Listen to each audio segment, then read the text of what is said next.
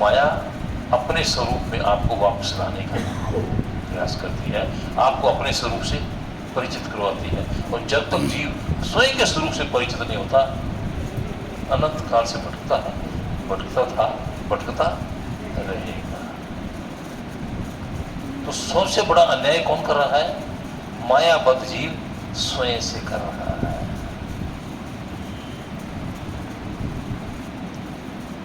एक कबूतर मत्स्य और संक्रांत को बैकुंठ धाम जाता था। उसका नियम, मत्स्य और संक्रांत आनी, उसने बैकुंठ धाम जाना, दर्शन करने और वापस आ जाना। एक बार कबूतर जा रहा था, उसने देखा रास्ते में एक छोटी सी चिड़िया बैठी हुई है, बड़ी मासूम सी चिड़िया, पंख विहीन, बड़ी निर्बल सी, उसके पास भोजन भी नहीं है, वो बड़ी दुबली पतली सी बैठी हुई है। कबूतर को दया आ गई। कबूतर चिड़िया के पास गया, कहता क्या बात है, तुम्हें निर्बल क्यों हो? उसने कहा क्या कहूँ, बहुत दिन से भोजन नहीं मिला, जल नहीं मिला, कोई यात्री आता है कुछ मिलता नहीं है, जब भोजन नहीं मिलेगा तो मैं इतनी निर्बल हो गई, मेरे पंख भी जड़ गए हैं, शरीर में दुर्बलता आ गई है, उड़ सकती नहीं, भोजन कर नहीं सकती। तो उसने कहा कि तुम कहाँ जा रहे हो? मैं बैकुंठ धाम जा रहा हूँ। तो चिड़िया कहती है मेरा एक प्रश्न है, उसका हल लाओगे? हाँ बताओ। पूछना मेरी ये व्यथा कब तक रहेगी, मेरी ये व्यथा कब तक रहेगी? कबूतर उड़ा, बैकुंठ धाम पहुंचा, तो चिड़िया से वार्तालाप करते समय हो गया था तो बैकुंठ के धाम के द्वार बंद हो चुके थे। बैकुंठ धाम के बाहर जय और विजय दोनों खड़े थे। उन्होंने कहा भाई आज तो तुम्हारे दर्शन नहीं हो सकते, आज तो द्वार बंद हो चुके हैं। उसने कहा हाँ मुझे देरी हो गई, रास्ते में एक चिड़िया थी, बड़ी मासूम सी, बड़ी प्यारी सी, लेकिन दुर्बल थी, उसकी व्यथा देखकर मुझे दया आ गई और कुछ पल मुझे वहीं लग गया। तो उस चिड़िया की एक व्यथा थी, व्यथा मैंने भगवान से पूछनी थी, लेकिन द्वार बंद हो चुके हैं। तो यदि आप भगवान के द्वारपाल हो, आप ही कृपा करो, तो बताओ उसका हल क्या है? तो जय ने कहा, उसने पूछा कि ये चिड़िया की व्यथा कब तक ऐसे रहेगी? तो जय ने कहा अभी 7 साल लगेंगे, अभी 7 साल तक उसकी व्यथा ऐसी ही रहेगी। तो उसने कहा ठीक है, कहता इसको समाधान है? तो विजय ने कहा, जो दूसरा द्वारपाल था, वो एक ही समाधान है, उसको कहना जब तुम्हें कुछ भोजन मिले, जल मिले, तो कहना हे ठाकुर तेरा शुक्र है, जब तुमको कुछ ना मिले कहना प्रभु तेरी कृपा है। तुझे कुछ मिले तो कहना प्रभु तेरा शुक्र है, तो कुछ ना मिले ठाकुर तेरी कृपा है। और 2 मंत्र उसको दे देना, हरि कृपा करेंगे।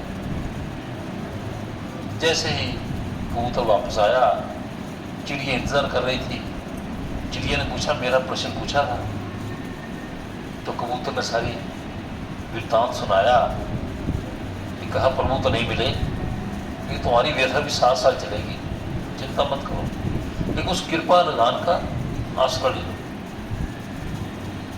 तुम्हें कुछ मिले तो कहना तेरा शुक्र है, ना मिले कहना तेरी कृपा है। कि श्वास तो आ रहा है और पक्षी मर चुके हैं, मैं जीवित हूं, ये भी तो उसकी कृपा है। मेरे श्वास चल रहे हैं, ये भी तो कृपा है। तोते ने, कबूतर ने उसको युक्ति दी, अपने आश्रम चला गया। चिड़िया कृपा का आश्रय लेकर बैठ गई। जैसे हरि की कृपा का प्रसाद मंगा तो जो मांगते हो मिलता है, जो मांगते हो मिलता है। कोई संसार का ऐसा प्राणी नहीं है जिसमें हरि की कृपा का प्रसाद नहीं है, सब में भी सब में वो एक रस है, एक साथ। च्यूटी में भी विराजमान आत्मा उतनी है जितनी बड़ी हाथी में है। आप और सब में वही है। ये अनंत काल से आपकी आयु हो गई 2 दिन से 20 दिन, 20 दिन से 20 महीने, 20 महीने से 20 साल, 20 साल से 50 साल, 60 साल, लेकिन आत्मा का आकार नहीं बढ़ा, इस जड़ का आकार बढ़ रहा है। आत्मा उतनी उतनी है, सब में आत्मा एक जैसी है। वो चेतन सत्ता सब में मल्होत्रा जी एक अंश मात्र सब में, उस अंश का ही सारा रिफ्लेक्शन है जो सारा संसार अपनी क्रिया मान लेता है। तो जैसा कबूतर ने समझाया था, उस कृपा निधान की उसने कृपा मांगनी शुरू की। दूसरे दिन एक राह गुजर कर रहा था, उसने देखा चिड़िया बड़ी मासूम बैठी है। उसने अपने झोले से, राहगीर था, भोजन उसके पास था, उसने आधी चपाती निकाली, छोटी छोटी करी तो चिड़िया को दे दी। दूसरा आया, उसके कसोरे में जल रख गया, अब चिड़िया को निरंतर भोजन मिलने लग पड़ा। कृपा मिल जाए तेरा शुक्र है, ना मिले ठाकुर तेरी कृपा है। इस 2 मूल मंत्र से चिड़िया का निर्वाह होना शुरू। जब आप कृपा के आश्रय पे आ जाते हो तो आप में 3 चीजें पनपती हैं। ध्यान देना इस बात को। जैसे आप कृपा के आश्रय में आते हो तो सर्वप्रथम आप में धैर्य आएगा। क्या आएगा? धैर्य। धैर्य का बड़ा भाई क्या है? संतोष। और जिसको संतोष है उसको दया आती है, जो संतोषी नहीं उसको दया नहीं होती। जब तक आपके भीतर संतोष नहीं है, आपके भीतर दया नहीं है। जो असंतोषी तो स्वयं के ग्रहण करने लगा रहता है, वो दया क्या करेगा? तो चिड़िया को सबसे पहले कृपा का प्रसाद क्या मिला? धैर्य। वो धैर्य के प्रसाद से धीरे धीरे उसका कल्याण होने लगा। अब ये उसकी पोजीशन आ गई कि उसके पास भोजन भी, अगल बगल की छोटी छोटी चिड़िया भी उसके पास आ गई। उसके पास पड़े हुए जल को भी ग्रहण करती, भोजन को भी ग्रहण करती। वो दूसरी चिड़ियाएं भी भोजन साथ में करने लग पड़ी। समय व्यतीत हुआ, 5-7 महीने गुजर गए। तो कबूतर से फिर गुजरा। उसने सोचा कि चिड़िया को हाथ तो देखो क्या है। देखा चिड़िया के नए पंख आ गए थे। चिड़िया पहले दुर्बल थी और थोड़ी बड़ी लग रही थी। उसके पास भोजन भी था, जल भी था, और अनंत छोटे छोटे पक्षी और भी उसके भोजन का आसरा ले रहे थे। तो कबूतर बड़ा खुश हुआ। कबूतर ने कहा तुम ठीक हो? हरी कृपा, हरी की बड़ी कृपा है, भोजन मिलता है, कभी शुक्र शुक्र है। तुम्हारे ये भैया 2 दिए हुए मंत्रों से आज मैं संतुष्ट हूं,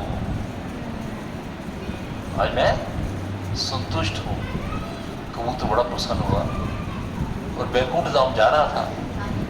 तो जाते जैसे ही बैकुंठ धाम पहुंचा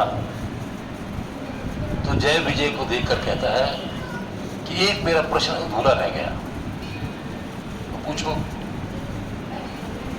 कि जब मैं पहली बार, मैं आपको रूटीन में आता हूँ, एक चिड़िया की आपको व्यथा याद है? मैंने आपसे बताई थी।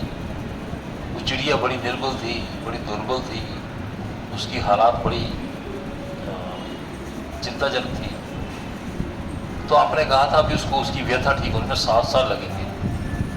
लेकिन मैं हैरान हूं कि 7 महीने में उसकी परिवर्तन हो गया।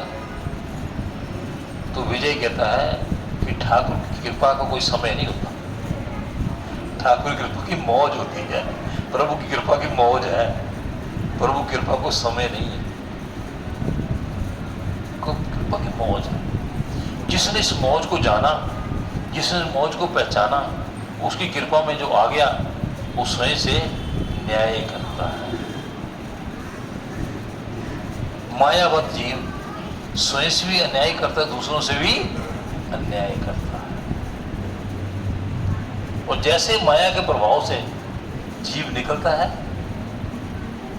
स्वयं से न्याय करता है और उसकी कृपा का अनुभव करता है। परसों हम एक बड़ी प्यारी बात कर रहे थे बात सुन रहे थे, बड़ी प्यारी बात बड़ी आपसे मैं शेयर करना चाहता हूँ। कृपात्री जी महाराज से किसी ने ये प्रश्न किया कि महाराज जब भी परिवार में कोई बच्चा पैदा होता है उसको सूतक मनाया जाता है, और जैसे परिवार में किसी की मृत्यु होती है उसका पातक मनाते हैं।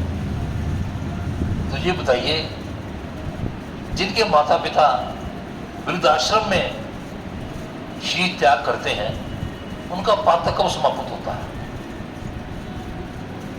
तो जो कृपात्री महाराज ने बात कही उसको ध्यान से सुनो।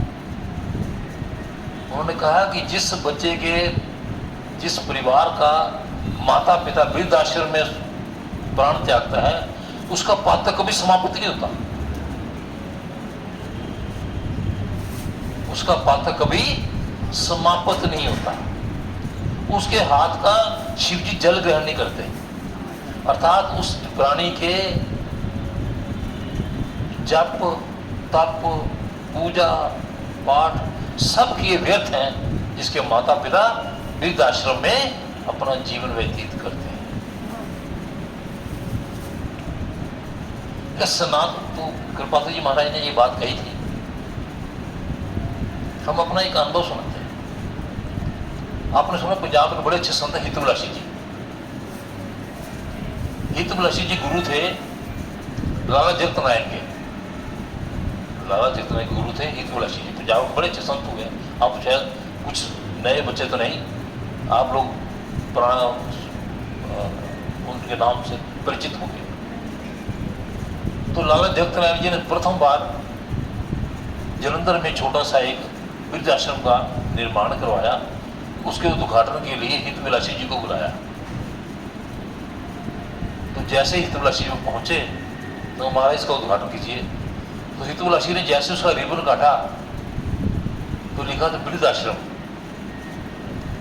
तो हितविलासी जी वहीं बैठ गए और जार जार रोने लगे। ये लेख लिखा था लाला जगत ने अपने अखबार में, लेख लिखा था, मैंने लेख पढ़ा था। हितविलासी जार जार रोने लगे, कहते शरवण के देश में वृद्धाश्रम, हमारे सनातन का इतना पतन हो चुका है कि शरवण के देश में जो अपने माता पिता को तीर्थ यात्रा के लिए कंधे पर उठाकर घूमता था, उसके देश में यदि वृद्धाश्रम का निर्माण हो रहा है, इससे बड़ी सनातन का कोई पतन नहीं हो सकता। इससे बड़ा कोई पतन नहीं।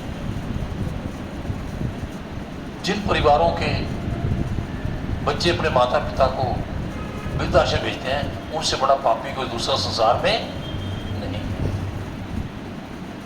हमारे सनातन के 6 शास्त्रों में एक शास्त्र है भविष्य पुराण। भविष्य पुराण में एक बड़ा अच्छा छंद है जो महर्षि वेद व्यास ने लिखा हुआ है। वो कहते मात पिता के चरण छुए जो 4 धाम तीर्थ फल पावे, जो आशीष वे दिल से दे भगवान से मिटा ही न जाए। भगवान नहीं डाल सकते। और हमारे सनातन परिवारों में जैसे वो वृद्धाश्रम की बात करता है तो हम सोचते हैं कि जो संतों ने कहा है कि श्रवण के देश में इससे बड़ा कोई पाप नहीं हो सकता। तो कृपात्री जी महाराज कहते हैं कि जिस परिवार से जिसके बच्चों के माता पिता वृद्धाश्रम प्राण त्याग दे उसका पातक कभी समाप्त नहीं होता। इससे बड़ा कोई पाप नहीं।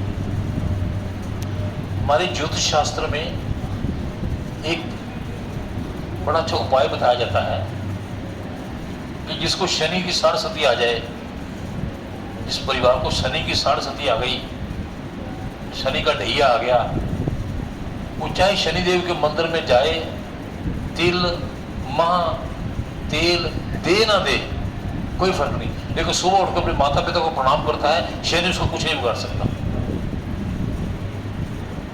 ज्योतिष शास्त्र में ये अंकित है कि जिसको शनि की साढ़सती आ जाए वो चाहे शनिदेव के मंदिर में जाकर तिल मां तेल दे ना दे, लेकिन यदि माता पिता को प्रणाम करता है तो उसका शनि कुछ बिगाड़ने वाला नहीं है। तो ये सब माया का इतना बड़ा प्रभाव हो गया है, माया का इसके प्रभाव से निकले बिना जीव अपना कल्याण।